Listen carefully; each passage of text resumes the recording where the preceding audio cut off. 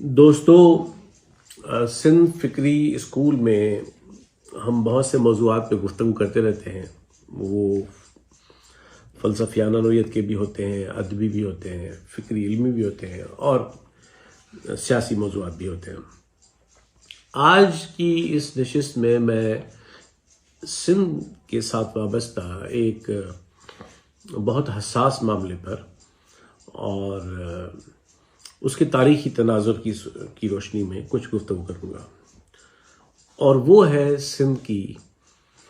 تاریخی وحدت سے وابستہ ایک حساسیت کا اور ایک تاریخی ادراک کا سوال۔ ایم کیو ایم کے بہت سے رہنما گاہے بگاہے مختلف مواقع پر کبھی سندھ کی تقسیم کی بات کرتے ہیں، اور حال ہی میں پھر ایک نئی شوشہ چھوڑا گیا ہے کہ کراچی کو وفاق کے حوالے کیا جائے۔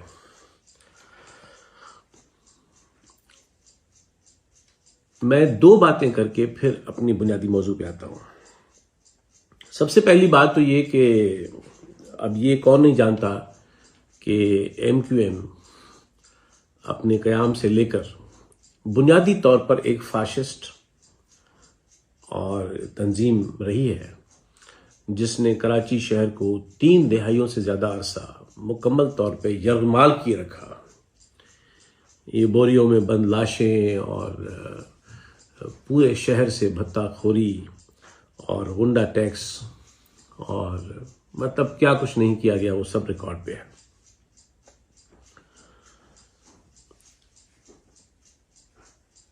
اس کے ساتھ یہ بات بھی میں واضح کر دینا چاہتا ہوں کہ ہم جو سندھی لوگ ہیں، سندھی زبان بولنے والے ہیں، اگرچہ میں ان کو بھی سندھی سمجھتا ہوں جو زبان کوئی اور بولتے ہوں، لیکن مستقل طور پر سندھ میں آباد ہوں اور سندھ کو اپنا وطن سمجھتے ہیں اور اس کے ساتھ وفادار ہیں، تو ہم ان کو بھی سندھی سمجھتے ہیں، اور ہم تنوع کو بدبختی نہیں خوشبختی سمجھتے ہیں۔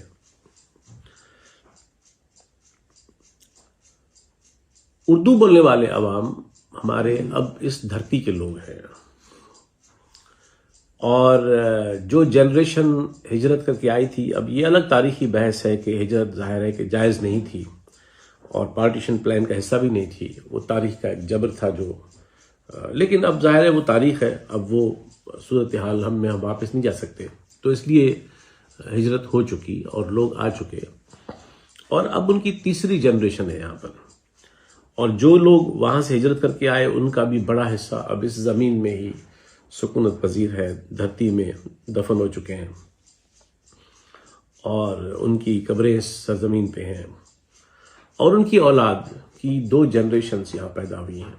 تو میں سمجھتا ہوں کہ میرے بچوں میں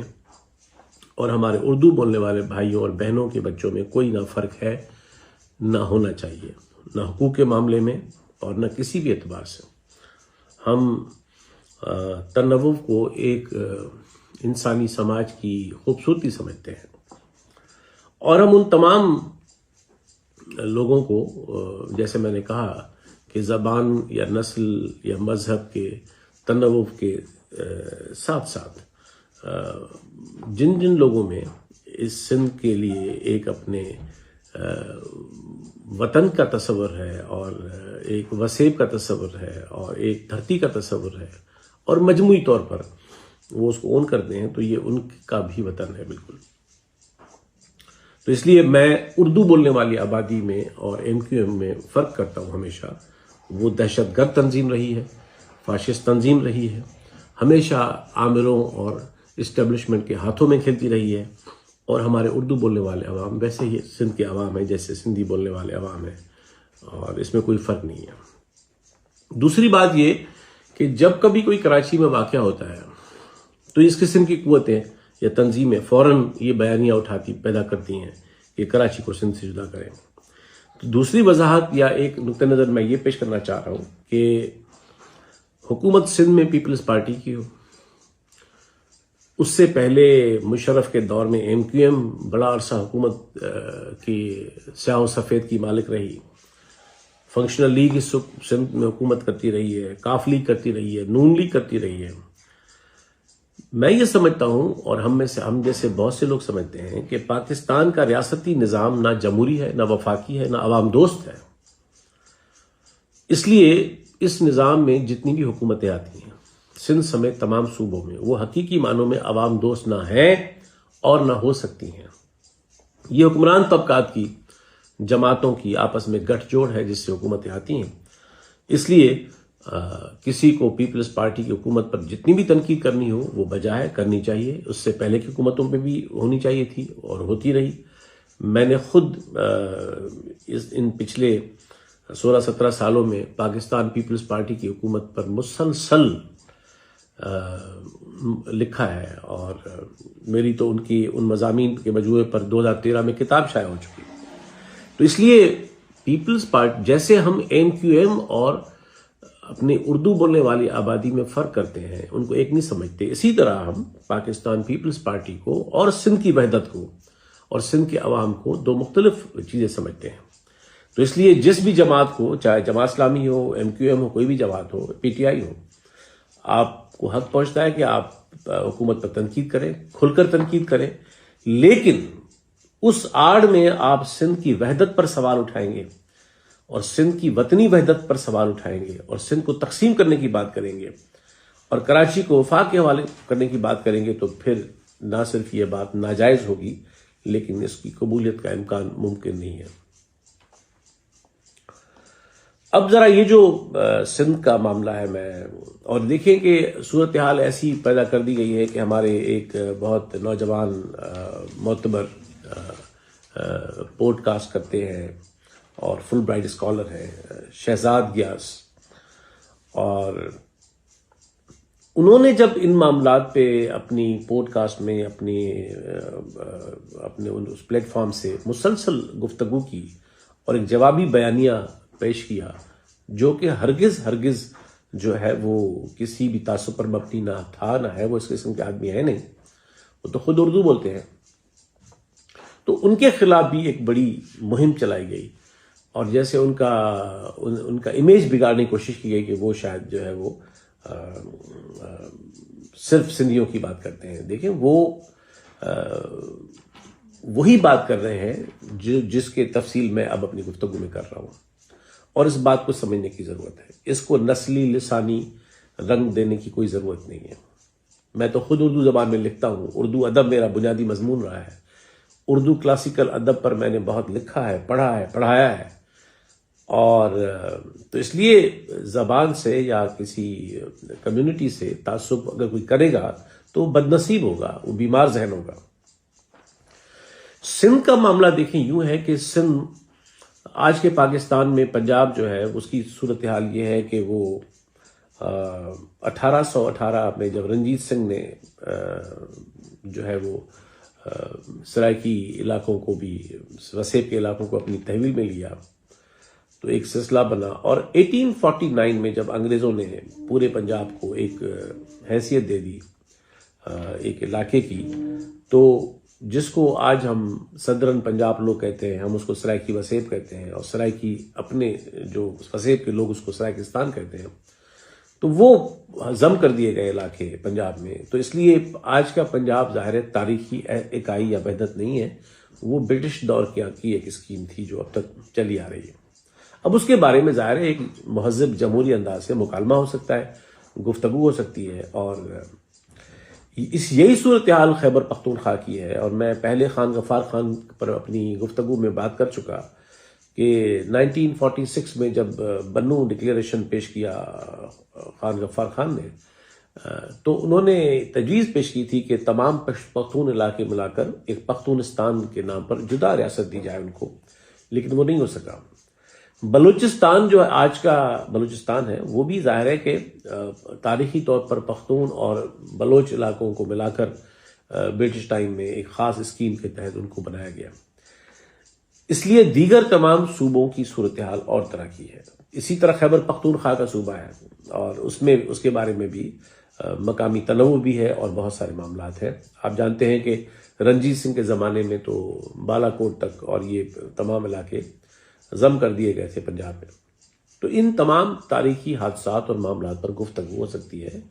ایک ریشنل اور ایک پیسفل وے میں، جہاں ہر ایک کے جائز مفادات محفوظ ہوں۔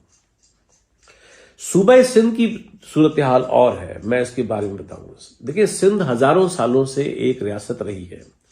ایک ملک رہا ہے، اس پر حملے بھی بہت کیے گئے ہیں اور اس کی وحدت اور خود مختاری پر قدغنیں بھی بہت لگی ہیں تاریخ میں، لیکن مجموعی طور پر سندھ ایک تاریخی وحدت اور ایک حکومت کے تحت ایک ریاست کے طور پر اس کا وجود رہا ہے۔ اگر ہم بہت لمبی بات نہ کریں تو بھی ہم ماضی قریب میں جائیں صرف، تو 1843 میں جب انگریزوں نے سندھ کو فتح کیا، اور تو اس زمانے میں جو میر ڈائنیسٹی تھی، میروں کی حکومت تھی، ٹالپور صاحبان کی، اور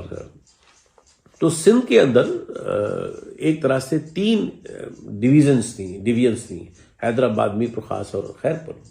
لیکن سندھ ایک تھا۔ اور 1843 میں انگریزوں نے سندھ پر قبضہ کیا، اور 1847 میں انگریزوں نے صرف 4 سال کے بعد سندھ کو بامبے پریزیڈنسی میں ضم کر دیا، جو کہ بہت ناجائز تھا، اور سندھ کا وجود ختم کر دیا گیا، اور سندھ کو انگریز دور میں کمشنریٹ سسٹم کے تحت ایک انتظامی جو ہے وہ حصہ بنا دیا گیا بامبے پریزیڈنسی کا۔ اور اس کے پیچھے بھی ظاہر ہے کہ معاشی وجوہات تھیں، سیاسی وجوہات تھیں، اس کے بڑے تفصیل ہیں جو ہم کسی اور نشست میں ضرور پیش کریں گے۔ سندھ کو پھر 88 سالوں کے بعد 1 اپریل 1936 میں 1935 انڈیا ایکٹ کے تحت بحال کیا گیا، لیکن وطن کے طور پر نہیں، ایک ملک کے طور پر نہیں، برطانوی نظام کے اندر ایک صوبے کے طور پر، اور وہ ایک پاس ہو چکا تھا برطانوی پارلیمنٹ سے 1935 کا، جس کے تحت سندھ کو ایک صوبے کا درجہ ملا۔ لیکن بہرحال وہ ایک جب صوبے کا درجہ ملا تو اس کا مطلب کہ وہ ایک سیاسی اور آئینی وحدت تھی، اور 1937 میں انتخابات ہوئے اور سندھ اسمبلی وجود میں آئی، تو ظاہر ہے پھر سندھ ایک اکائی تھی، وحدت تھی۔ اور آپ سب جانتے ہیں کہ 1943 میں جب 1940 کی قرارداد کے بعد سندھ اسمبلی نے سب سے پہلے قرارداد پاس کی تھی پاکستان میں شمولیت کے لیے۔ اب اس کے بارے میں بہت سے مباحث ہیں، بہت سے لوگ اس کو جائز سمجھتے ہیں، بہت سے لوگ اس کو تاریخی غلطی سمجھتے ہیں۔ وہ ایک تاریخی ایک تجزیہ ہے، وہ ہوتا رہے گا، لیکن یہ تو طے ہے کہ سندھ کی کیا ایک صوبہ تھا، اس کی ایک صوبائی وحدت تھی، وہ اس کی ایک صوبائی اسمبلی تھی، نمائندہ اگر نامی کہیں آج کے جدید معنوں میں، لیکن بہرحال ایک برٹش ٹائم کے اندر جو بھی میکینزم تھا کانسٹیٹیوشنل اور لیگل، اس کے اندر وہ ایک وحدت تھی۔ اور سندھ اسمبلی نے بطور سندھ کی اسمبلی کے 1943 میں وہ ریزولوشن پاس کیا، اور پاکستان میں بالآخر سندھ شامل ہو گئے۔ تو اس سے کیا ثابت ہوتا ہے؟ اس سے یہ ثابت ہوتا ہے 2 باتیں تو بڑی واضح ہیں، کہ ایک تو سندھ جو آج کا سندھ ہے وہ ایک تاریخی وحدت ہے، وہ ایک تاریخی اینٹائٹی ہے، وہ ہزاروں سالوں سے ایک وطن رہا ہے۔ وہ الگ بات ہے کہ ایک زمانے میں سندھ کی سرحدیں اور زیادہ وسیع تھیں، وقت کے ساتھ ساتھ، تاریخی جبر کے ساتھ ساتھ، حالات کے ساتھ ساتھ وہ سکڑتی گئی، لیکن جو بھی آج سندھ کی جغرافیائی حدود ہے وہ اس تاریخی وطن کا ہی تسلسل ہے اور اسی کی ایک صورت ہے۔ تو سندھ کو پاکستان نے نہیں بنایا، اور سندھ جو ہے وہ کسی جماعت نے نہیں بنائی، سندھ کو کسی گروہ نے نہیں بنایا۔ سندھ ایک تاریخ کے نامیاتی تسلسل اور عمل کا نتیجہ ہے، اور ہم اس کی وطن کی وحدت کو سندھی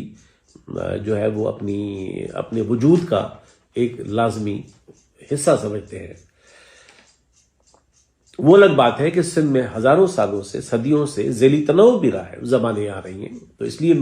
جب میں اردو کی بات کرتا ہوں تو میں یہ بات پہلے بھی کر چکا ہوں کہ اردو سے پہلے بھی سندھ کے اندر صدیوں سے سرائکی زبان کا وجود ہے، بلوچی زبان کا وجود ہے، براوی زبان کا وجود ہے، جدگالی بلوچی اور سندھی زبان کے امتزاج سے بنی یہاں ڈھاٹکی ہے، مارواڑی ہے، گجراتی ہے، پارکری ہے، اور بہت سی زبانوں کے لہجے بھی ہیں، زبانیں بھی ہیں۔ یہ سب کچھ سندھ کے اندر ثابت کرتا ہے کہ صدیوں سے یہاں تنوع رہا ہے، اور سندھی بطور ایک قوم کے کوئی ایک نسل نہیں ہے، سندھی کوئی نسلی قومیت نہیں ہے، سندھ کے اندر بہت سے کی نسلیں ہیں، جو دراوڑ ہیں وہ اور نسلی بنیادیں رکھتے ہیں، جو سماٹ ہیں وہ بالکل اور بنیادیں رکھتے ہیں نسلی، جو عرب نژاد سندھی خود کو سید کہتے ہیں ان کے اوریجنز کچھ اور ہیں، اور اسی طرح سندھ کے اندر بہت سا ایک نسلی اور لسانیاتی تنوع صدیوں سے رہا ہے سندھی قوم کے ایک مجموعی تصور اور ایک سائے کے تلے۔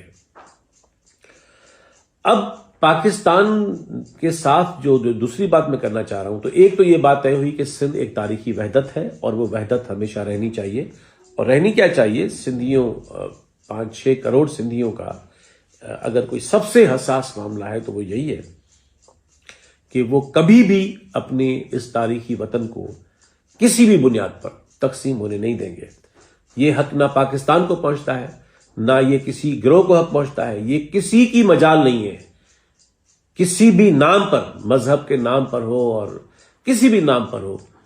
کسی کو بھی یہ سندھ کے لوگ اپنے تاریخی وطن کی تقسیم کا حق نہیں دے سکتے۔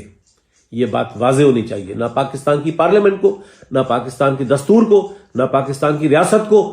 نہ کسی گروہ کو، یہ کسی کا اختیار نہیں ہے، اور یہ وحدت ہمیشہ سلامت رہنی چاہیے۔ اور دوسری بات جو اس میں جو میں نے آج کہنی ہے وہ یہ ہے کہ حکومتوں کے مسائل ہیں، گورننس کے مسائل ہیں، شہریوں کے مسائل ہیں، اور وہ یکساں ہیں۔ وہ جیسے سندھی بولنے والے عوام بھگت رہے، ویسے بھی غریب اردو بولنے والے بھی ویسے ہی مسائل کا شکار ہیں، اور جو دیگر ہماری آبادیاں مستقل آباد ہیں۔ تو بجائے اس کے کہ ہم اپنے صوبے کے اندر جو ہمارے غریب لوگ ہیں، جو شہری ہیں، وہ سندھی بھی بولتے ہیں، وہ اردو بھی بولتے ہیں، وہ سرائکی بھی بولتے ہیں، وہ بلوچی بھی بولتے ہیں، وہ براوی بھی بولتے ہیں، وہ گجراتی بولتے ہیں، میمنی بولتے ہیں، کچھواڑی بولتے ہیں، وہ پارکری بولتے ہیں، اور بہت سی زبانیں جدگالی بولتے ہیں۔ تو بجائے اس کے کہ ہم مل کر ایسا بیانیہ تشکیل دیں جہاں ان نااہل اور مجرمانہ انداز حکمرانی کی حامل حکومتوں کو مل کر چیلنج کریں، پینے کا صاف پانی مانگیں، ان سے بہتر حکومت کا طریقہ کار مانگیں، ان سے مقامی حکومتوں کا خود مختار نظام مانگیں، ان سے تعلیم اور صحت کی سہولیات مانگیں، ان سے انصاف اور قانون کی حکمرانی کے تقاضے پورے کرنے کی ڈیمانڈ کریں، ان سے جتنے بھی شعبے آ سکتے ہیں ریاست اور حکومت کے، ان کے اندر جو ایک تبدیلی ہے، بہتری ہے۔ تو بجائے اس کے کہ ہم ایسا بیانیہ تشکیل دیں جو عوام کے مشترکہ معاملات کو، مسائل کو مل کر اٹھانے کے حوالے سے سامنے آئیں، لیکن یہ بدنیت قوتیں ایم کیو ایم جیسی اور اس طرح کی اور جماعتیں، وہ اس صورتحال کا فائدہ اٹھا کر پھر تقسیم کی بات کرتی ہیں۔ تو مجھے بتائیے کہ کیا میں یہ تجویز اور یہ اپنا سامنے رکھ رہا ہوں اپنے اردو بولنے والے بھائیوں کے لیے، دیگر زبانیں بولنے والے مستقل آبادیوں کے لیے اور سندھیوں کے لیے بھی، کہ ہم سب کی نجات اس میں ہے کہ ہم مل کر اس باطل نظام کا مقابلہ کریں،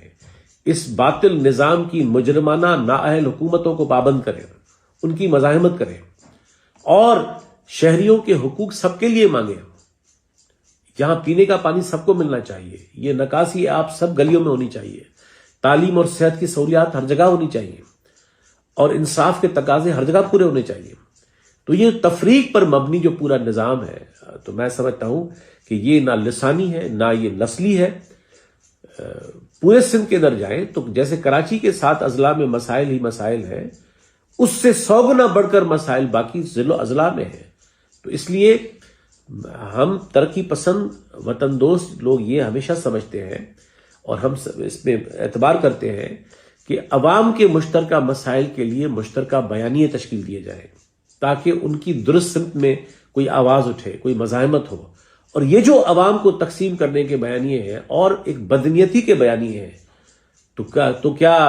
وفاق کے حوالے کراچی کیا جائے تو وفاق نے اور کون سے 78 سالوں میں یہاں دودھ اور شہد کے دریا بہا دیے ہیں کہ تو بھائی یہ ساری ریاست پاکستان کی تاریخ کس کے پاس رہے ہیں؟ یہ اختیار تو سب مرکز کے پاس رہے ہیں۔ تو مرکز نے کیا دیا ہے؟ ہم سمجھتے ہیں کہ اختیارات مرکز کے پاس ہوں یا صوبوں کے پاس ہوں، لیکن جب تک یہ عوام دشمن نظام رہے گا، دونوں سطحوں پر یہ حکومتیں نالائق رہیں گی، یہ حکومتیں عوام دشمن رہیں گی، اور ان سب کا احتساب ہم مشترکہ طور پہ کر سکتے ہیں۔ اس لیے آگ لگنے کے حادثات ہوں اور شہری مسائل ہوں، دیہاتی مسائل ہوں، جتنے بھی مسائل ہیں، یہ سب اس نظام سے جڑے ہوئے ہیں، اور وہ نظام نسلی اور لسانی نہیں ہے، وہ حکمران طبقات کا نظام ہے۔ اس لیے میں اس موقع پہ یہ کہنا چاہوں گا کہ یہ جو بدنیت قسم کی گروہ ہیں اور یہ مطالبات کرتے پھرتے ہیں کہ سندھ کو تقسیم کیا جائے، تو اس لیے سندھ کی تقسیم تو ناممکن ہے، وہ کبھی نہیں ہو سکتی، لیکن آئیے مل کر جو اس صوبے کے کروڑوں شہریوں، جن شہریوں میں سندھی بھی شامل ہیں، اردو بولنے والے سندھی بھی شامل ہیں، دیگر زبانیں بولنے والے مستقل آباد شہری بھی شامل ہیں، ان کے بچوں کا مستقبل کا سوال بھی ہے،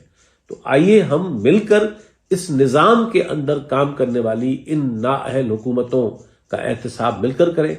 ایسے بیانیے تشکیل دیں کہ جو عوام کے صحیح نمائندہ بیانیے ہوں، جو عوام کو جوڑنے والے ہوں، جو مظلوم طبقات اور مظلوم اور شہریوں کو جوڑنے والے ہوں، ان کو تقسیم کرنے والے نہ ہوں۔ تو اس لیے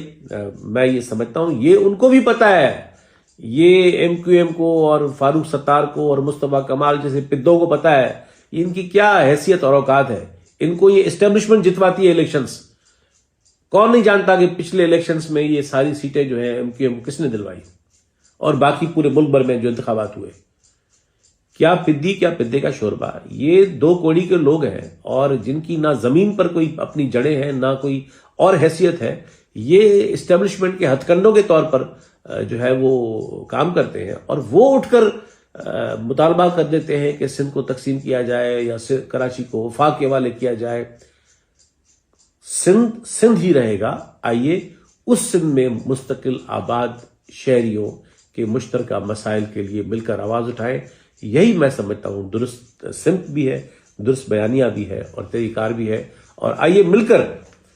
یہ حکمران طبقات اور اسٹیبلشمنٹ کی جو متی جو گروہ ہیں، وہ چاہے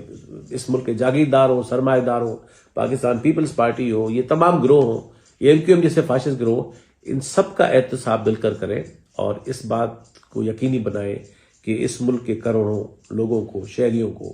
21ویں صدی میں یہ بدترین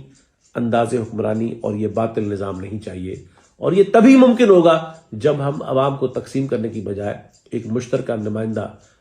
بیانیہ تشکیل دیں گے اور اس سمت میں اپنی قوتوں کو یکجا کریں گے۔ آپ کا بہت شکریہ۔